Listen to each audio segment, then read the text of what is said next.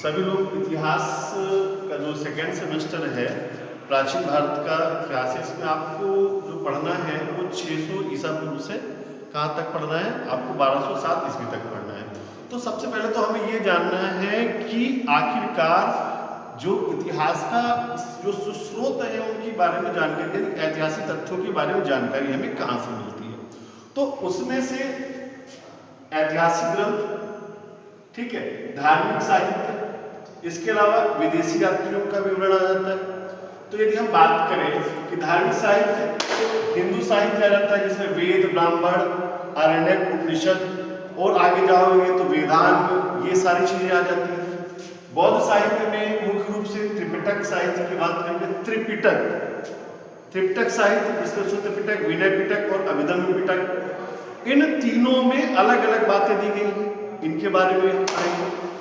जैन साहित्य में भगवती सूत्र, अचरांग सूत्र, बहुत सारी चीजें हैं, इनके बारे में उस समय के बारे में जानकारी मिलती है, उसके बारे में पढ़ेंगे।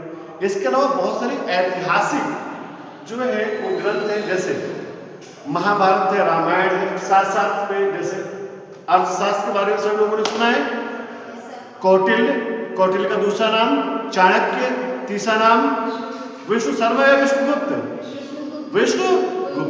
विष्णु शर्मा है, वो है जिन्होंने पंचतंत्र लिखा, ठीक है, ध्यान रखना। फिर मालविकाग्निमित्र में मालविका और अग्निमित्र की प्रेम कहानी का वर्णन किया गया है। मुद्रा राक्षस विशाखदत्त ने लिखा है। वर्धन वंश के जो शासक है हर्ष, उनके बारे में दरबारी कवि वाणभट्ट ने जानकारी दी है। अच्छा, जब हम बात करते हैं कि गौरवों की बात करते हैं, तो गौरवों एक रचना है, इसका रचनाकार कौन है? आपने पिछले सेमेस्टर में पढ़ा है, कौन है गौरवों के रचनाकार? गौरवों, जहां गौरवों पे जो त्रिपक्षीय संघर्ष होता है उसके बारे में जानकारी और आगे की जानकारी इसमें किसमें मिलती है? गौरवों में मिलती है।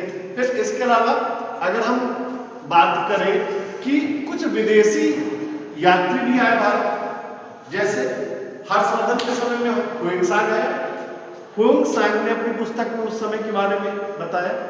ऐसे ही स्ट्रैबो, एरियन, जस्टिन, इन सब लोगों ने अपनी यात्रा वृत्तांत में भारत के बारे में बताया है। तो इन चीजों के बारे में हमें जानना है, ठीक है।